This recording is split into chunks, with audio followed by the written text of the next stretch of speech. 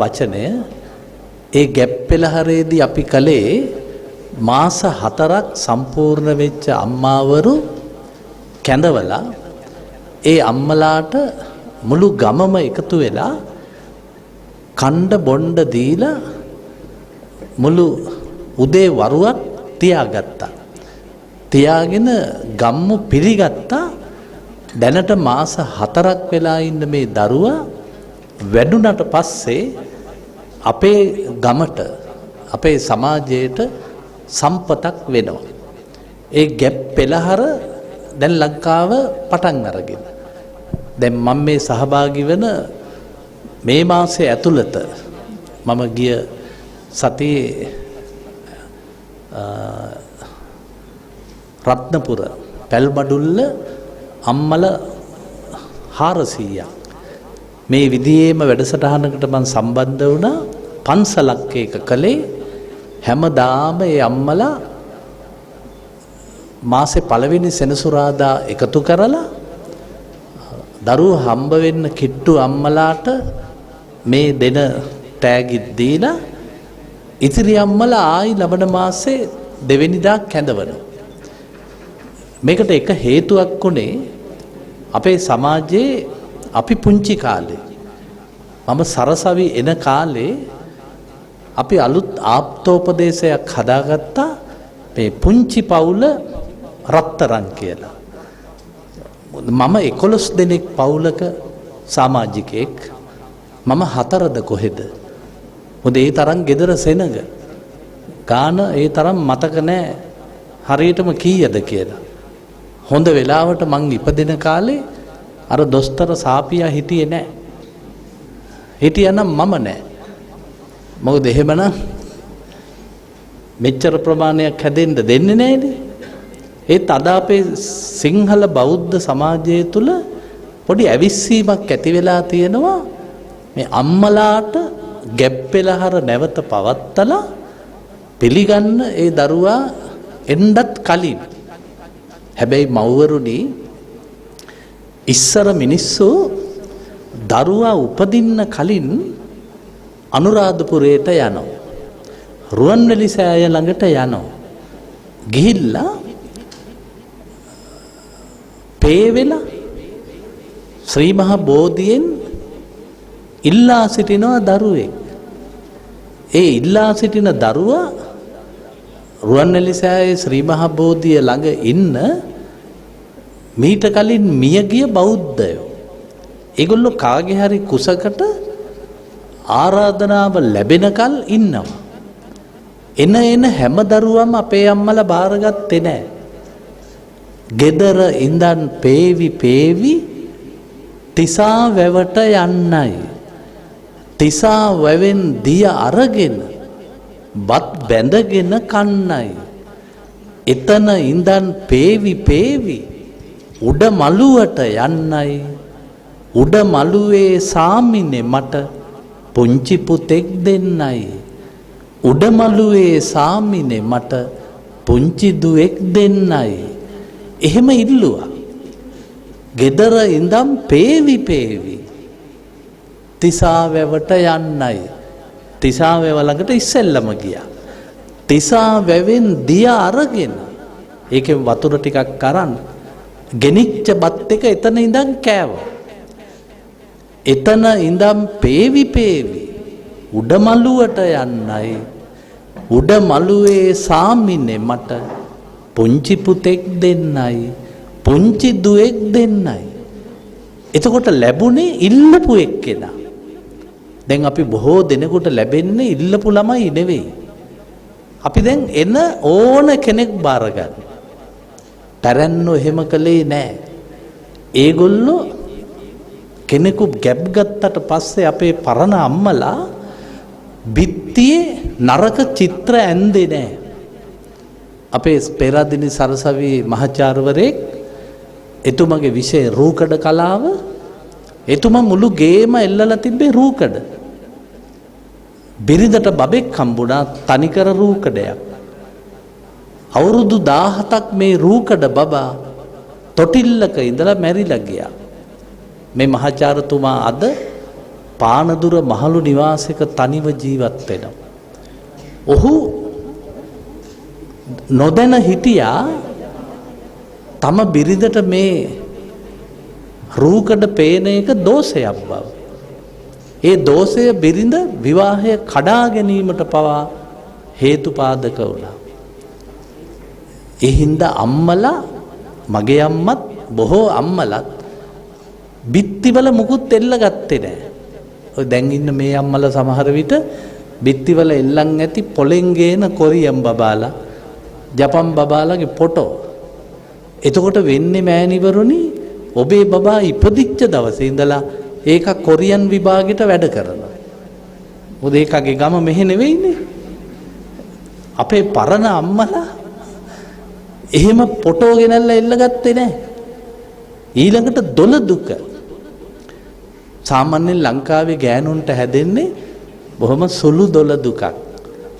එක්ක අඹරැල්ල ගැටයක්, පොලොස් ගැටයක්, ciao ciao ගෙඩියක්. මොකද දැන් හුඟක් ගෑනුන්ට හැදෙන්නේ මිනිහාගේ ආදායමේ හැටියට දොළ දුක්.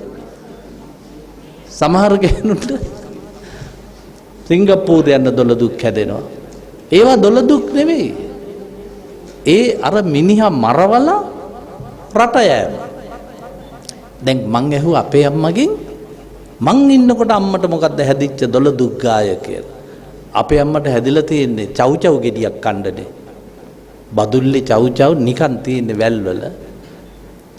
ඒව කාලා තමයි මං හැදිලා තියෙන්නේ. පුදුමේ කියන්නේ මං ඉපදිලා මං කණ්ඩ බොන්න පටන් ගත්ත දවසේ ඉඳලා අම්මා උදේට දුන්නේ චව් චව් තම්බල පොල් එක්ක. දවල්ට දුන්නේ චව් චව් හොද්දට පරිප්පු ඇට දෙකක් විතර දාලා. මොකද අපේ ගෙදර 11ක් විතර හිටියනේ. ඉතින් එච්චර ගොඩකට කණ්ඩ දෙන්න අපේ තාත්තට අම්මට බෑ. ඒත් අපේ අම්මයි තාත්තයි 11ක් හැදුවා. මොකද 11ක් හැදුවම තමයි එක්කෙනෙක් පන්සලට බාර දෙන්නේ. තව එක්කෙනෙක් යුද්ධ හමුදාවට දෙන්න ඕන. එකෙක් දෙන්නේ කැම්පස් එකටත් යවන්න ඕන. තව එකෙක් වැලිකඩට යවන්නත් එපයි.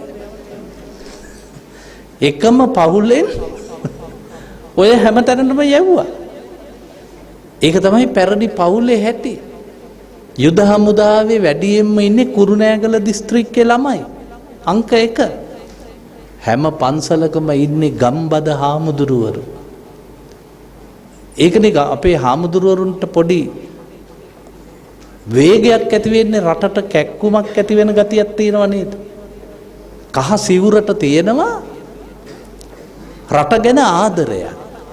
ඒකට හේතුව ඒ ඔක්කොම දුප්පත් පවුල්වල භික්ෂුන් වහන්සේලා. යුද හමුදාව මැරීගෙන බෝම්බ කාගෙන රට බේරගත්තේ උන් දුප්පත් හින්දා. බොරැල්ලෙන් යුද හමුදාවට මොකෙක්වත් බැඳුන්නේ නැහැ. කොම්පඤ්ඤ වීදියේ ඔක්කොම මේ ගම්බද කොල්ලෝ ගම්බද හාමුදුරුවරු. ඉතින් අපේ අම්මලා දොළ දුකට කෑවෙත් අහිංසක දේවල්. ඒ අහිංසක දේවල් කොච්චර කෑවද කිව්වොත් දැන් මට හිතෙනවා මං කවදා හරි දවසක බුදු වෙනවා නම් මං බුදු වෙන්නේ චව් චව් වෙලක් යට. මොකද චව් චව් නැත්තම් අපි 11 දෙනා නැන්නේ. නැත්තම් අපිට කණ්ඩ බත් තිබුණේ නැහැ. මේ විදියට ගැබිනි අම්මලට දන් දෙන සිරිත් තිබුණේ නැහැ. ඒවා මේ දැන්නේ පටන් ගන්න තියෙන්නේ. ඉස්සර කලේ ගමේ අය අම්මාට සැලකී. ඒ හින්දා ඔබ ගැබිනියක්. මගේ දුව ගැබ් ගත්ත වෙලාවේ මම දුවට පේන්න කොලයක් කැලෙව්වා දුවගේ ඇඳට උඩින්. ඒකේ මම ලිව්වේ මෙච්චරයි. සියලු සත්වයෝ නිදුක් වෙත්වා නිරෝගී වෙත්වා. මගේ කුස තුල සිටින දරුවාද බුද්ධිමතෙක් වේවා. එච්චරයි මම ලිව්වේ. දැන් මගේ මිනිබිරිට අවුරුද්දයි. මගේ මිනිබිරි දැන් බඩ අතගගා මෛත්‍රී භාවනාවක් කළානේ. මගේ දුව බඩ අතගගා හැමදාම හිතුවේ මගේ කුසයේ අත්තනායකෙම් හේරත් මගේ අප්පච්චි වගේ කෙනෙක්ම පහළ වේවා. ඒක තමයි මගේ දුව ප්‍රාර්ථනා කළේ. දැන් මගේ මිනිබිරිට අවුරුද්දයි. මං දැන් ගෙදර ගිය ගමන් මගේ මිනිබිරි එයාගේ අම්මත් එක්ක මගේ ඇඳුම් රාක්කෙට ගිහිල්ලා මගේ සරමක් උස්සගෙන ඇවිල්ලා මට දෙනවා ඇඳගන්න. මේ කමීසය ඇඳගෙන ඉන්න මට හම්බ වෙන්නේ නැහැ ගෙදර ගිහිල්ලා විනාඩි 2ක්වත්. මට කමීසයක් දෙනවා වහාම ඇඳගන්න. දූට කවුද මේක පුරුදු කළේ? අර කොලේ මගේ කුස තුල සිටින දරුවාද බුද්ධිමතෙක් වේවා. ඇත්තටම මෑණිවරුනි, ඔබ කුස තුල ඉන්න දරුවට ඔබේ මහත්තයා බැන්නොත් කුණුහරුප කිව්වොත් අංග විකල දරුවන්ගෙන් 70%ක්ම වරදකරු ස්වාමි පුරුෂයා. මගේ හොඳම මිත්‍රයා පළවෙනි දරුවා හම්බ වෙනකොට එයා බිරිඳට දසවද දුන්නා. බිරිඳට බබෙක් හම්බුණා. අංග විකලයි. දෙවෙනි දූලා දෙන්න ලස්සන දූලා දෙන්නේ. ඊට පස්සේ පළවෙනි දූටයි දෙවෙනි දූටයි විවාහයට අත්සන් කළෙත් මම. දෙවෙනි දූ බැඳින්න දවස් 6කට කලින් මගේ මිත්‍රයාගේ බිරිඳ හදිසියේ මිය ගියා. දූ බැන්දේ අම්මගේ 7 දවසේ දානෙට කලින්. 6 වෙනි දවසේ 7 වෙනි දවස වෙනකොට දූ බැඳලත් ඉවරයි. මගේ මිත්‍රයාට මොකද දන්නවද වුනේ? දූලා දෙන්න බැඳලා ගියා. බිරිඳ මැරිලා ගියා. මගේ මිත්‍රයා අංගවිකල දරුවත් එක්ක ගේ අස්සේ තනි වුණා. ඔහු කරපු පාපය ඔහුටම හැරිලා ආවා. මේ මනුසද්දම් ප්‍රවර්ධන වැඩසටහන මේ තාත්තලා එකතු කරගෙන ආපු එක ලොකු දෙයක්. අම්මලාට බන කියලා වැඩක් නැහැ තාත්තා හදන්න නැතුව. මොකද තාත්තෙක්ගේ ගුණරුව තමයි පුතුට දූට යන්නේ. ඒක අද ඉඳලා හැම අම්ම කෙනෙක්ම ඇවිදින්න ඕන රහතන් වහන්සේ කෙනෙක් වගේ. දුවන්නේ නැතුව, උණු වතුර බොන්නේ නැතුව, ඇල් වතුර බොන්නේ නැතුව පරිස්සමින් ඇවිදින්න මහත්තයා සලස්සන්න ඕන. මිහිරි කතාවලින් තම බිරිඳ නිතර සනසන්න ඕන. ඒ මහත්තයාගේ හැඩතල තමයි කුස තුල ඉන්න දරුවට එන්නේ. දැන් මට ආවේ මගේ තාත්තගේ ගතිගුණ. අපේ අම්මා කරුණාවන්තයි. අපේ තාත්තා ධෛර්යවන්තයි. අපේ තාත්තා හැමදාම රැට මේසයක් උඩ නැගලා බදුල්ලේ කඳුනේ අපේ තාත්තා දේශපාලන රැස්වීම් තියෙනවා. මම മന്ത്രി වුණොත් බදුල්ලේ ඔක්කොම කඳු ටික සමතලා කරලා මුළු බදුල්ලම දකුණු පළාත වගේ ෆ්ලැට් කරනවා. අපි අප්පුඩි ගහනවා. මගේ වීරයා තාත්තා. තාත්තා වීරයා උනේ අපේ ගේ ඇතුළටනේ. මම මුළු ලංකාවටම මගේ කටහඬ ගෙනිච්චා. ඒ හයිය මට ආවේ තාත්තා මේසේ උඩ ඉඳලා කරපු කතාවෙන්. තාත්තගේ කතිකත්වය මම හිතුවා මාත් කතිකෙක් වෙන්න ඕන. තාත්තා ගේ ඇතුළට විතරනේ. එඳ මේ පියාගේ පෞරුෂය මේ මෑණිවරුන්ට මම කියන්නේ හුඟක් අපේ අම්මලා කරන වරදක් තමයි නිතරම මහත්තයාට බනිනවා. ලංකාවේ ගෑනු කට ඇරියොත් බනින්නේ මහත්තයාට. අපේ ඒකාද එනකල් සුවර් නෑ. ඈත එනකොට කියන්නේ අන්න දේවදත්තයා එනවා. කියන්නෙම අල්ලපු ගෙදර මිනිහා හොඳයි අපේ මිනිහට වඩා. හැබැයි මෑණිවරුනි ලංකාවේ පිරිමි ඉන්නව නේද? කවදාවත් ගෑනුන්ට බනින්නේ නෑ ගෙයින් එළියට ගිහිල්ලා. ලංකාවේ පිරිමි එළියට ගිහිල්ලා බනින්නේ කාටද දන්නවද? සමහරු බනින්නේ ගෝඨාභයට. සමහරු බනින්නේ රනිල් වික්‍රමසිංහට. සමහරු බනින්නේ සජිත් ප්‍රේමදාසට. ගෑණි ගැන පිරිමි මොකක්වත් කියන්නේ නේද? ගෑණි ගැන මිනිස්සු කියන්නේ අනේ අපේ නෝනා ටිකක් සැරයි ඒ වුණාට සැර නැතුව බෑනේ. ඇත්තටම පිරිමින්ට අදම ගිහිල්ලා ඔය කැඩුවා වගේ නෙළුම් මල පූජා කරා. පිරිමි ඒ තරම් ශ්‍රේෂ්ඨ જાතියක්.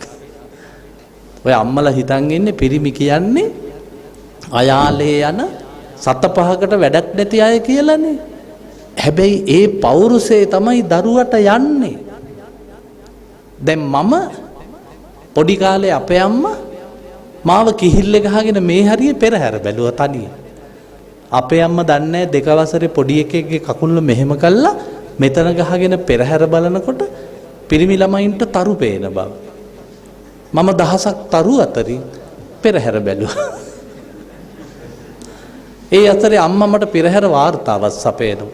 සෝක් පෙරහැර පුතේ හොඳ බොරු කකුල්කාරයෙක් ඉන්නවා කියලා. මට පේන්නේ උගේ පොළු දෙක මම මෙතනනේ. මං ඊළඟ දවසේ ගියා අපේ තාත්තා එක්ක. තාත්තා මගේ කකුල් දෙක මෙහෙම ගත්තා. මෙහෙම උස්සලා හෙමින් මෙතන තිබ්බා.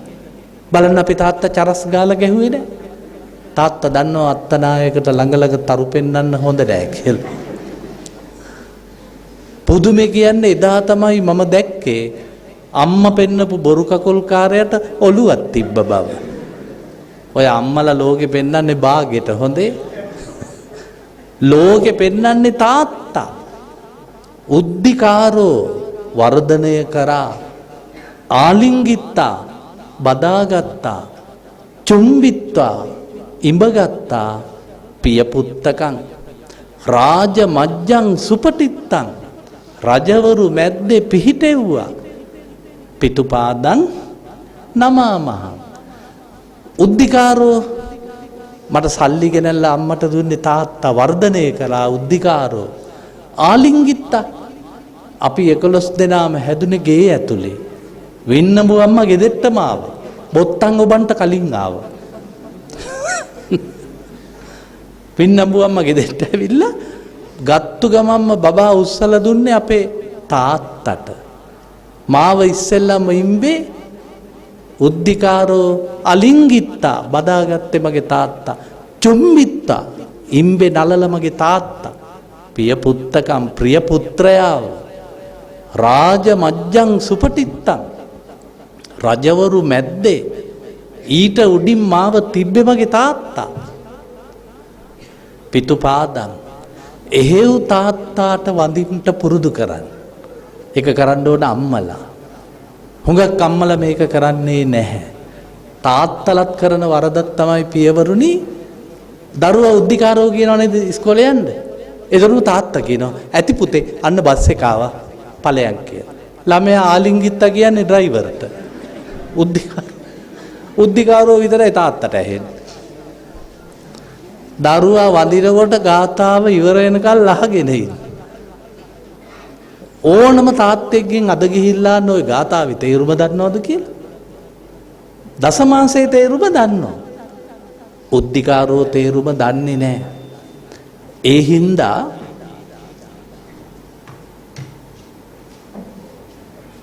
මතකේ තියාගන්න දරුවෙක් ඉපදුනාට පස්සේ මේ අම්මලට ඊළඟ වැඩේ පටන් ගන්න වෙනවා. ඒ තමයි ඒ ළමයි නලවන්නේ කොහොමද? ලෝකේ භාෂාව හැදෙන්නේ මව් භාෂාව කියලා. පිය භාෂාව කියලා එකක් හොයාගෙන නැහැ. ওই දරුවා කතා කරන්නේ අම්මගේ මව් භාෂාව කියලා දෙන්නේ අම්මා. ලංකාවේ ළමයි 10ක් ගත්තොත් 9කට ව්‍යාකරණ බෑ. ලියන්න බෑ. 10ටම කතා කරන්න පුළුවන්. ව්‍යාකරණ බැරි ඒක අමුතු පාඩමක්. ළමයි 10 දෙනාටම කතා කරන්න පුළුවන් ඇයි? ඒක අම්මා කියලා දුන්නා. කියලා දුන්න හින්දා ළමයි 10 දෙනාම සිංහල කතා කරනවා. ව්‍යාකරණ 9කට බෑ. ඒ කියන්නේ අම්මෙක් තමයි පළමු භාෂා ගුරුවරයා. ඊළඟට අම්මලා දැන් අපේ ගෙදර 11ක් විතර හිටපු හින්දා මම වෙලාවකට තාත්තා කෙනෙක්. මට පහළ අනිත් අය නැලෙව්වේ මම. ඉතින් මට පේනවා අම්මා නංගි නලවන හැටි. අපේ අම්මා පිස්සානං ඔළුව වනයි පිස්සානං ඔළුව වනයි කියන. මෙන්න එතකොට මගේ නංගි පිස්සී ඔළුව වනනවා. ඒ අම්මා මොකද කළේ? ඒක මොකද්ද දන්නවද? ඒක වෛද්‍ය පරීක්ෂණයක්. පිස්සානං ඔළුව වනයි කියලා අම්මා ඔළුව වනනකොට ඒක අහගෙන ඉන්න නංගි ඔළුව වනනවා නම් ඔබේ දරුවට කන් ඇහෙනවා. ඇස් පේනවා. මොලේ වැඩ. ඒක වෛද්‍ය පරීක්ෂණයක්. අපේ අම්මා මෙඩිකල් කොලෙජ් ගියේ නෑ. ඒ වුණාට අපේ අම්මා ඒක දැනගෙන හිටියා. දොස්තර ළඟට යන්න කලින් ඒ පරීක්ෂණේ අම්මා කළා. ඊළඟට තවත් ටික දවසකින් අම්මා අතක් දමන්නා මගේ දුව අතක් දමන්නා පයක් දමන්නා මගේ දුව පයක් දමන්නා වෙල්ලස්සට දීග දෙන්න මගේ දුව පයක් දමන්නා. ඊට පස්සේ පයක් දමන්නා කියනකොට මෙන්න නංගි කකුල හොල්ලනවා. අම්මා ආයි තීරණය කරනවා පොඩි දුවට කන් ඇහෙනවා. එයාව ගෙනියන්න ඕනේ නැහැ දොස්තරෙක් ළඟට. දොස්තර කරන්න ඕන දේ කරන වෛද්‍යවරියයි අම්මා. අම්මලා කවදාවත් තාත්තලට බබා නලවන්න දුන්නේ නැහැ. පොන්නත්තා දෑතේ වලලුත් පොන්නත්තා කියනවා අම්මා. ටිකකින් පොන්නත්තා කියනකොටම නංගි අත හොල්ල. මේවා අම්මමයි කියන්න ඕන හොඳේ. තාත්තා රෑ වෙලා ඇවිල්ලා අම්මට පොන්නත්තා කිව්වට කමක් නැහැ. හැබැයි බබාට පොන්නත්තා කියන්න ඕන අම්මමයි. කිසිම අම්මෙක් දරුවෝ දුන්නේ නැහැ තාත්තට නලවන්න. ඒක තාත්තෙක් ළමයි නලවල තියෙන්නේ කොහොමද දන්නවද? හිසත් ටිකක් මං වාගේ අතත් ටිකක් මං වාගේ පයත් ටිකක් මං වාගේ ඇඳි කටනං අම්මාගේ. වරුත් පදයක් ඇදුව පොඩි එකාට. හිසත් ටිකක් මං වාගේ පයත් ටිකක් මං වාගේ අතත් ටිකක් මං වාගේ ඇඳි කටනං අම්මාගේ. වැඩකාරයන්ට දුන්නේ නැහැ අපි 11 දෙනාව. අම්මම බලාගත්තා. එක අම්මා කෙනෙක් වැඩකාරීට බබා බලන්න දීලා. වැඩකාරී බබා නලවල තියෙන්නේ කොහොමද දන්නවද? උඹේ අප්පත් ඉතා කළුයි. උඹේ අම්මත් ඉතා කළුයි. උඹ නලවන මාත් කළුයි. උඹ විතරක් තල එල්ලලුයි. මේ ගෑණි මොකද මේ කිව්වේ? උඹේ අප්පත් ඉතා කළුයි. උඹ උඹේ තාත්තගේ වෙන්න බෑ. උඹේ අම්මත් ඉතා කළුයි. උඹේ අම්මගේ වෙන්නත් බෑ. උඹ නලවන මාත් කළුයි. උඹ මගෙත් නෙවෙයි. උඹ විතරක් තල එල්ලලුයි. උඹ වෙනම ප්‍රොඩක්ෂන් එකක්. අම්මගෙත් නොවන මගෙත් නොවන තාත්තගෙත් නොවන. ඒ හින්දා අපේ වැඩකාරයන්ට දීලා ළමයි හැදුවේ නැහැ. ළමයි හැදුවේ අම්මමයි. අර කවි සංස්කෘතිය මෑණිවරුනි ඔබේ දරුවන්ට කියලා දෙන්න. හැම අම්මෙක්ම තරම් දරුවා හුරතල් කරන්නේ කිසිම කෙනෙක්. දැන් මගේ දුව මාස 3ක් වැඩට නොගිහින් මගේ මිනිබිරි බලාගත්තා. මට පේනවා මිනිබිරිට මොනතරම් තොඳොල් දේවල් මගේ දුව කියනවාද. ඒ තොඳොල් දේවල් වලින් තමයි දුවේ හැමදේම ඉගෙන ගන්න. ඒ නිසා භාෂාව දැනුම මේ ඔක්කොම දරුවට කාන්දු වෙන්නේ ඔය අද බඩ තුල ඉන්න දරුවා තුලින්. මම රත්නපුරේ දේශනයකට ගියාම ඔය මේ පාර නෙවෙයි ගිය අවුරුද්දේ අම්මලා 100ක් එදා හිටියා. හාමුදුරු නමයි මමකුයි අපි දෙන්නමයි වැඩම කළා. හාමුදුරුවෝයි මමයි මේ වැඩේට ගියේ. 100ම නිශ්ශබ්දව හිටියා. මම වැඩසටහන ඉවර වෙලා කිව්වා මං හරි කැමතියි බබාලා හම්බුණාට පස්සෙත් මේ අම්මලා බබාලා එක්ක නැවත දකින්න. ඒක කළේ ප්‍රාදේශීය සභා මන්ත්‍රී කෙනෙක්. එයා හරියටම අවුරුද්දකට පස්සේ නැවත මට එන්න කිව්වා. 100න් 95කටම බබාලා හම්බ වෙලා. 5 දිනක්ගේ දරුවෝ නැති වෙලා. මමයි හාමුදුරුවෝයි ගියා. හාමුදුරුවෝ මුලින්ම බණක් කිව්වා. ළමයි කෑ ගැහුවා. ඊට පස්සේ මං කතා කරන්න පටන් ගත්තා. මෙන්න ළමයි නිශ්ශබ්දව අහගෙන හිටියා. පොඩි උන්ට මම මේ බඩට කියපුව ඇහිලා. උන් කෑනු ගහ ඉන්නවා. මේ අර අපි බඩේ ඉඳිද්දි කතා කරපු එකා නේද මේ ඇවිත් ඉන්නේ. පැයක් ළමයි අහගෙන හිටියා කියනකොට ඒ කියන්නේ මං මේ අම්මලාට දැන් කියන හැම දෙයක්ම ඔබේ දරුවා අහන් ඉන්නවා. ඒ අහගෙන ඉඳලා ඒ සියලු දේ ඔබේ දරුවා එළියේදී පෙන්නනවා. මගේ ඇඳ උඩ තියෙනවා ජාතක පොත් ගොඩක්. මගේ පුංචි මිනිබිරි ওই ජාතක පොත් ටික ඔක්කොම අතගාලා. එකක තියෙනවා බුදුන් වහන්සේගේ පින්තූරයක් තියෙන වෙලුමක්. මගේ මිනිපිරි තාම හාමුදුරු නමක් දැකලා නැහැ. මිනිපිරි වැඳ ගන්නවා ඒ පින්තූරෙට. කොහෙන්ද දූට මේ ඥානය ලැබුණේ? ඒක දුන්නේ මම. ඒක දුන්නේ මේ අම්මා වගේ ඉන්න වයසේදී මගේ දූට මම. මිනිපිරිට මට ආදරය කරන්න මං ඉගෙනුවා. මොකද ඔබටයි සැමියටයි විතරක් නෙවෙයි ලරුවලවා ආදරය කරන්න. ආච්චිටයි සීයටයි. අම්මා තාත්තටත් වඩා වටින්නේ ආච්චි සීයා දෙන දැනුම. ආච්චි කියලා දෙන කවි. සීයා කියලා දෙන කවි. ඒ විතරක් නෙවෙයි මෑණිවරුනි. දැන් ඔබ දන්නවනේ ගොඩ දෙනෙක් ඔබෙන් බොහෝ දෙනෙකුට ඉන්නේ දුවෙක්ද පුතෙක්ද කියලා දන්නවා. ඔබේ කුස තුල කවුරු හිටියත් මං කවි දෙකක් කියනවා දැන්. දියණියක් නැති ගෙදර හරියට මල් ගහක් නැති මිදුල වාගේ. මල් ගහක් නැති මිදුල හරියට දෙව්රුවක් නැති දෙවොල වාගේ. දෙව්රුවක් නැති දෙවොල හරියට පුන් සඳක් නැති අහස වාගේ. පුන් සඳක් නැති අහස හරියට දියණියක් නැති ගෙදර වාගේ. බඩේ ඉන්නේ දුවෙක් නම් ඒ ගැන ආඩම්බර වෙන්න. දියණියක් නැති ගෙදර හරියට මල් ගහක් නැති මිදුල වාගේ. හේතුව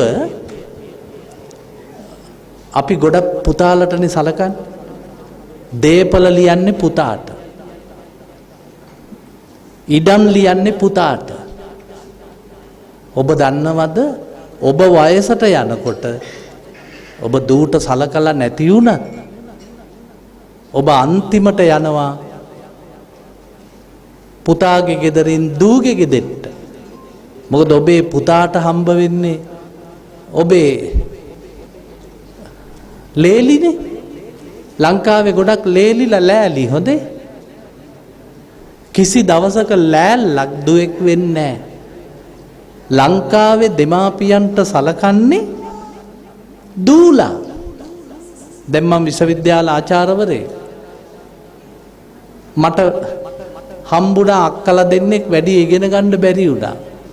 මගේ අම්මයි තාත්තයි බලාගත්තේ අක්කලා දෙන්න. වැරදිලා මගේ අක්කලා දෙන්නත් මහාචාර්යවරු දෙන්නෙක් වුණා නම් කවුද අපේ අම්මා බලාගන්නේ? හුඟක් අම්මලට දූ ඕන වෙන්නේ කවදද දන්නවද?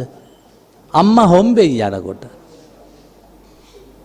දුවෙක් හම්බුනොත් හොඳට සලකන්න දූට හොඳේ.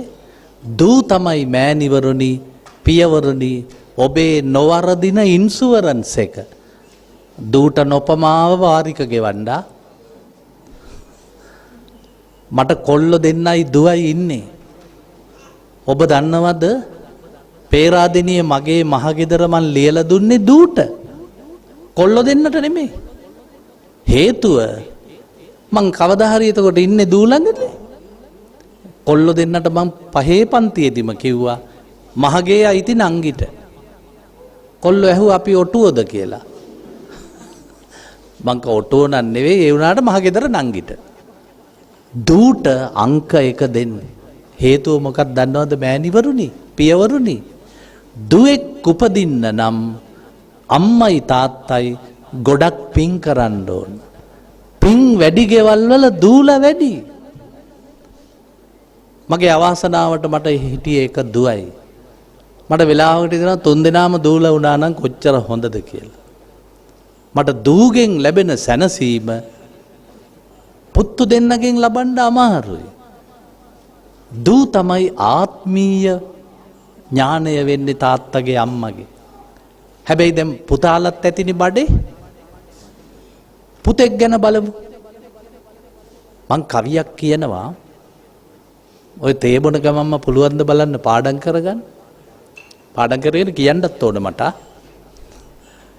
පුතනුවෙක් නැති ගෙදර හරියට රන් ඉරක් නැති අහස වාගේ. රන් ඉරක් නැති අහස හරියට ඇත් රජෙක් නැති වනය වාගේ. ඇත් රජෙක් නැති වනය හරියට රජ කෙනෙක් නැති නුවර වාගේ.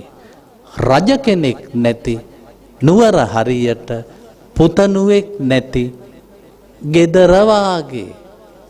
කියමු බලන්න පුළුවන්ද කියලා? පුතනුවෙක් නැති ගෙදර හරියට රන් ඉරක් නැති අහස වාගේ.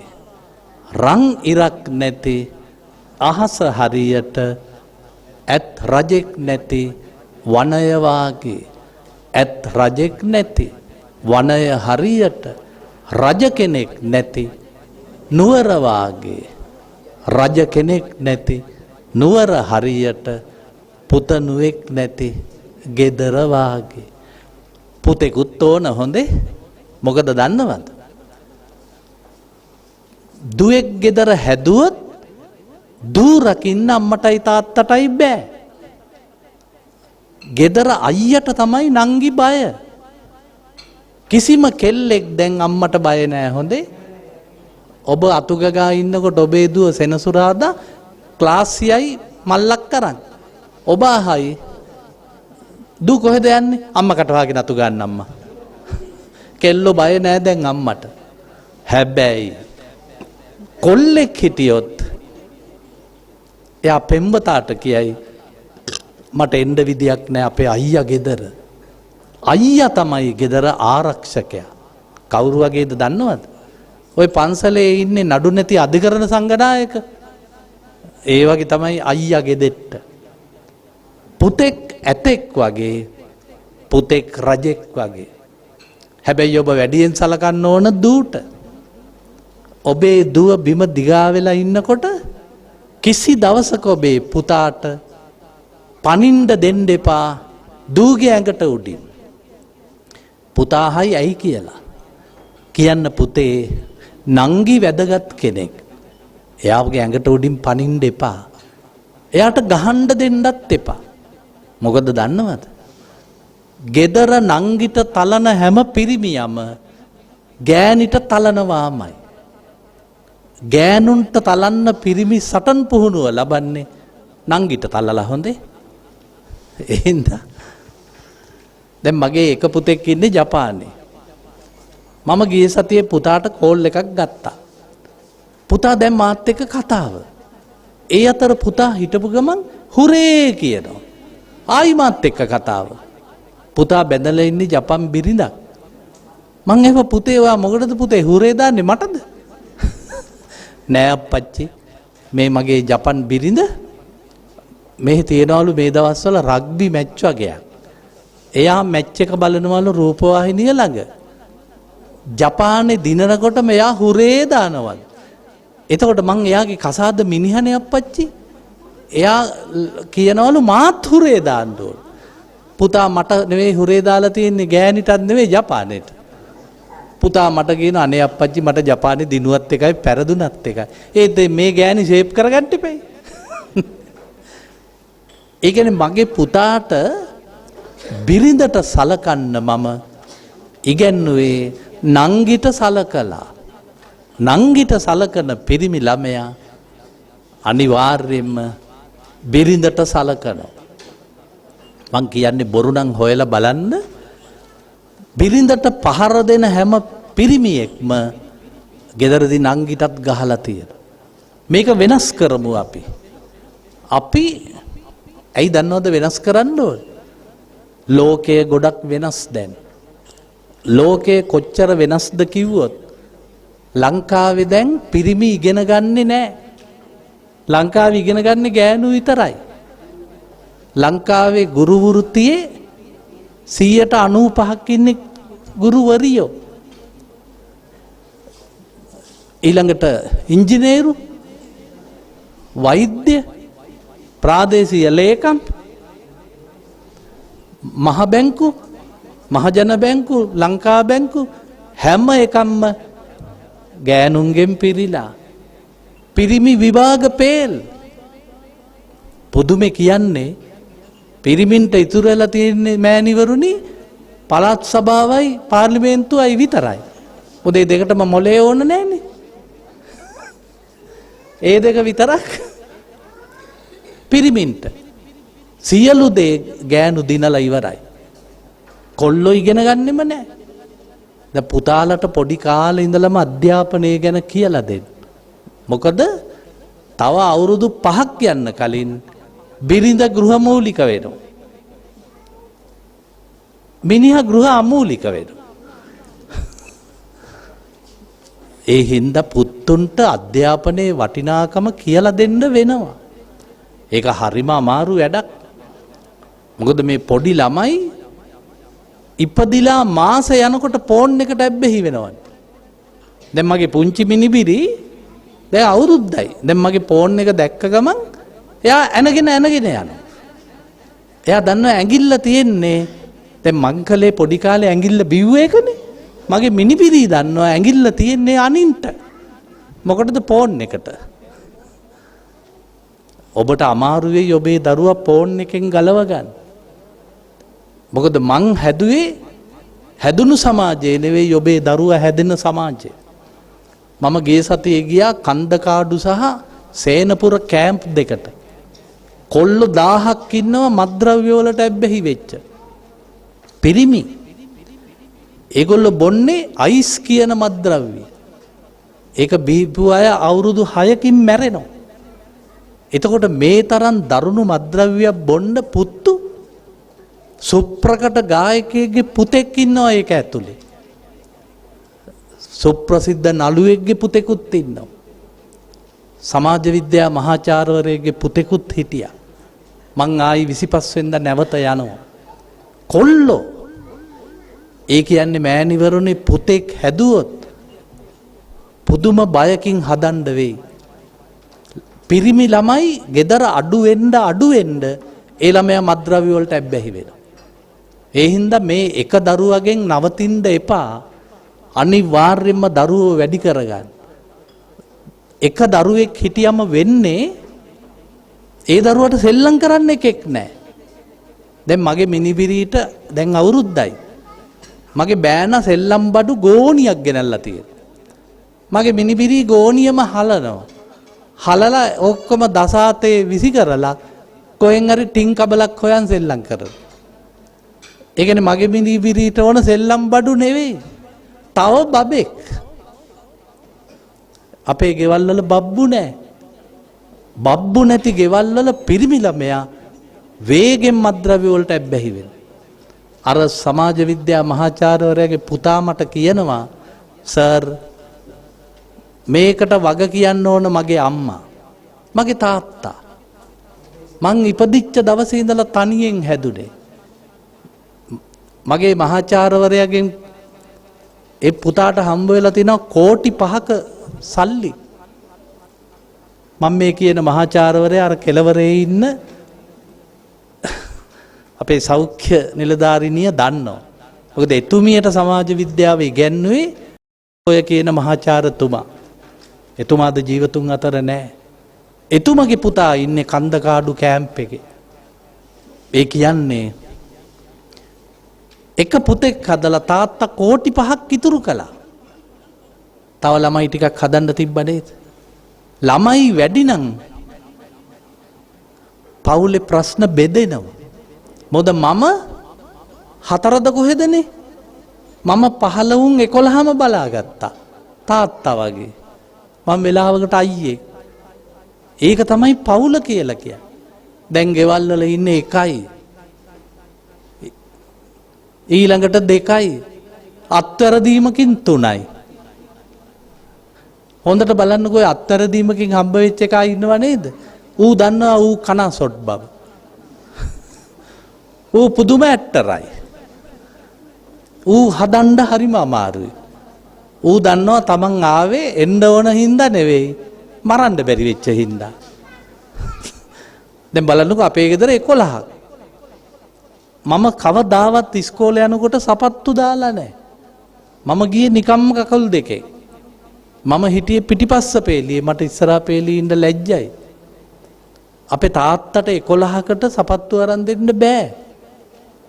එහෙම සපත්තු අරන් දුන්නා නම් අපේ තාත්තට හකරැල්ලට වගේ සපත්තු අරන් දෙන්න වෙනවා. ගෙදර 11න් මං පිටිපස්ස පේලියේ ඉඳලා තමයි ලෝකේ ඉගෙන ගත්තේ. මොකද පන්තිවල පිටිපස්ස පේලියේ ඉන්නේ හොඳ ළමයි. ඒගොල්ලෝ කොච්චර හොඳද කිව්වොත් උන් සර් උගන්නනකොට බත් කනවා. ඔය තරම් හොඳයි. ඊළඟ මටත් දෙනවා බත් කන්න. ඊළඟට අපි පිටිපස්ස පේලියේ ඉන්න ගමන් ඉස්සරහ පෙල්ලියේ කෙල්ලෝ 4 දෙනෙක් ඉන්නවා. අපි උන්ගේ ඔළුවල වේගෙන් දුවන උකුණ හොයනවා. ඒකට කියන්නේ අපි පශ්චාත්තුපාදී පරීක්ෂණ කියලා. පිටිපස්සේ ඉන්නේ. සපත්තු නැතුව ඉස්කෝලේ ගිය මම අද මෙතන ඉන්නේ. මාව මෙතෙන්ට ගෙනාවේ මගේ ගුරුවරු. අම්මා තාත්තා නෙවෙයි ගුරුවරු ගෙනාවේ. අම්මා තාත්තා අපිව හැදුවා. මොලේ දුන්නේ ඉස්කෝලෙන්. ගුරුවරු තමයි මෙතෙන්ට එව්වේ. ඒ හින්දා ගෙදර එක ළමේ දෙන්නෙක් හදලා උන් අයිස් ගහනවා කියලා අඬන්න එපා. බැංකු පොතේ කෝටියක් පිරෙයි. මගේ සමාජ විද්‍යා මහාචාර්යතුමාට කෝටි 5ක් තිබ්බා. දරුවා ඉන්නේ කන්දකාඩු. එයා සාප කරනවා එයාගේ අම්මට සහ මැරිච්ච තාත්තට. ඇයි 11ක් හැදුවේ නැත්තේ කියලා. ඒ හින්දා මේ අද දෙන තෑග්ග ඔය ලැබෙන බබාට පමණක් දෙන තෑග්ගක් නෙවෙයි. මේක සමාජ සත්කාරයක්. තරුණයෝ එකතු වෙලා Facebook එකේ මුදල් එකතු කරලා දැන් මම මේ තරමක් කකුලේ පොඩි තුවාලයක් හැදලා අසනීපෙන් ඉන්නේ. ඒ ඉඳිද්දිත් අපේ දනුක මනුජය හේරත් ITN මාධ්‍යවේදියා ලවා මට කතා කරලා මම මෙතුමා එක්ක කතා කළේ ඊයේ රෑ. මම මේකට එන්න කැමති වුණේ මම මත්ද්‍රව්‍ය පාවිච්චි කළේ නැත්තේ මං හොඳ හින්දා නෙවෙයි. ගෙදර 11ක් හිටපු හින්දා. ඒ හින්දා ගොඩක් හිටපු සමාජයේ අපි කවදාවත් දරුණු රෝගීන් නුනේ නැහැ. හින්ද ඔබේ දරුවා එකක් උගන්නන්න ගෙදර සෙනග වැඩි කරන්න. හිතෙන්නේ නැද්ද මේ පුත්තු එකතු වෙලා මේ බඩු බාණ්ඩ ගෙනල්ලා මමත් අරගෙන ආවා රුහුණු පුට් සමාගමෙන් අම්මලා 10 දෙනෙකුට වියලි ආහාර සලාක පාර්සල් 10ක්. මට ඒ ඔක්කොන්ටම ගෙන්න ගන්න ක්‍රමයක් නැහැ. මම ඉල්ලා සිටියම රුහුණු පුට් සමාගම මට පාර්සල් 10ක් දුන්නා. අමාරුම අම්මලා 10 දෙනෙකුට ඒ රුහුණු පුට්ස් ටික නොමිලේ බෙදලා දෙන්න. දැන් ඒක මම කළේ මට පුළුවන් දෙයක් නේ. මට හිතුණා මාත් මේ අම්මලා ගොඩාක් ඉන්නවා ගොඩකට දෙන්න බැරි වුණත් 10 දෙනෙකුට හරි එහෙම දෙයක් දෙන්න ඕන. මොකද ඒ රුහුණු පුට්ස් කියන්නේ අපේම දේශේ දාන්නේ. ඒක වැදගත් වෙන්නේ මුස්ලිම් වෙලෙන්දෝ සතකුප්ප ගෙන්නුවා. සතකුප්ප කියන්නේ හරියට සූදුරු ඇටයට සමාන ඇටයක්. මේ සතකුප්පා හොද්දට දාලා කාපු ගමන් දරුවෝ ගබ්සා වෙනවා. මේවා තියෙනවා බෙහෙත් කඩේ සතකුප්පා. නිකන් ඕන්නම් විහිළුවට රුපියල් 10ක අරගන්නකෝ. සතකුප්පා ටික අරගත්තම ගෙදර සූදුරු මේ අතට ගන්න දෙකම එකයි. මුන් අපිට කැව්වා සතකුප්පා. අම්මලා ගබ්සා වුණා. ඒක හොයාගත්තේ අපි සහරාන්ගේ සංසිද්ධියෙන් පස්සේ. එතකොට අපි ඒවා කාලා ඉවරයි. හුඟක් ගෙවල් වල අම්මාවරු ඉන්නවා දරුවෝ නැතුව. ඒ රෝහණු පුට්සලින් මං ඔය කෑම වියලි සලාකේ ගෙනාවේ ඒවා ශ්‍රී ලංකාවේ ද්‍රව්‍ය. ඒවා අර මුස්ලිම් වෙලෙන්දාගේ ආක්‍රමණික ද්‍රව්‍ය නෙවෙයි. මේ හැම දෙයක්ම මේ කොල්ලන්ගේ වැඩාස්සේ තියෙනවා. ඔය හම්බ වෙන දරුවට වෙනුවෙන් තෑගි ටිකක් දීලා ඔබ සතුටු කරන්න නෙමෙයි. ඔබට ඊළඟටත් දරුවෝ හදන්න. දරුවෝ තරම් සම්පතක්. දැන් බලන්න අපේ තාත්තා අයියයි අක්කලා දෙන්නගෙන් පස්සේ මාව හැදුවේ නැත්තම් මොකද වෙන්නේ? ඉතින් දොරමඩලාවට මම නෑනේ. ත්‍යමාදහරට මං නෑනේ. මං හතරවෙනියා. එහෙනම් මාව හදපු හින්දා තමයි තාත්තා මැරෙනකොට මැරුණේ මේ පුතා මගේ පුතා කියලා. එහෙනම් ඔබේ කුසයේ පෙරහැරක් ඉන්නවා. බෞද්ධ සමාජය අපි වැඩි කරන්ට වෙලා තියෙනවා. බොදු බව අනාථ වෙලා. රට ඇමරිකාවට විකුණලා. රට අරාජක කරලා. රට ඉවරයි ඇත්තටම. අර වාරියපොළ හාමුදුරුව ඇති කරපු රට කහසිවුර බබලෝපු රට අද ඉන්නේ විනාශ මුඛයක. තව අපි මේ විදියට තව ටිකක් එහාට ගියොත් අපට කතා කරන්න රටක් සහ කටක් නැති වෙයි. එහෙනම් අම්මාවරුනි මේ දෙන දාණය පින්කමක්. මේ පින්කමේ කෙලවර ඔබ ප්‍රදානය කරන දරුවෝ සමාජයට දායාදයක්. ඔන්න මම පේරාදෙණි සරසවියේ ඉඳන් ඇවිත් අපේ දනුක මනුජය හේරත් මහතාගේ ඇරයුමින් සහ මේ කොල්ලන්ගේ ඉල්ලීමට ඔබේ සිත තුළට කාවැද්දුවා ඔය දරුවා ඔබට අයිති නෑ. ඔය දරුවා අයිති රටට. රටට අයිති හින්දා තමයි මේ ඔක්කොම කරන්නේ. දරුවා ඔබේ නම් දැන් තාත්තා ආඩම්බර වෙන්න මගේ දරුවට කී දෙනෙක් සලකනවා. මගේ දරුවට තාත්තලා ගොඩයි. ඒක තමයි සිංහල බෞද්ධ සම්ප්‍රදාය.